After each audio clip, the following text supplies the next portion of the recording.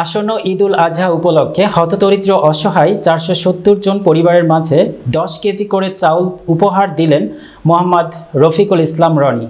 চাঁদপুরের কচুয়ায় উপজেলার ১২টি ইউনিয়ন ও একটি পৌরসভার মাঝে এসব চাল বিতরণ করা হয়। বুধবার BRB cable industries limited sales and marketing director ও বিশিষ্ট শিক্ষানুরাগী রফিকুল ইসলাম রনির অর্থায়নে স্থানীয় সামাজিক যুব সংগঠনের সার্বিক সহযোগিতায় উপজেলার ২৪৩ গ্রামে ৪৭০ পরিবারের মাঝে ১০ কেজি করে চাউল বিতরণ করা হয়। এ সময় সার্বিক সহযোগিতা করেন বিশিষ্ট সমাজসেবক সাইদুল ইসলাম, প্রবাসী মাসুম বিল্লাহ, ছাত্রদল নেতা আমির হোসেন, যুবদল নেতা শাহজাহান, ছাত্রনেতা রাকিবুল ইসলাম সহ এলাকার গণ্যমান্য ব্যক্তিবর্গ বিতরণ কার্যক্রমে অংশগ্রহণ করেন।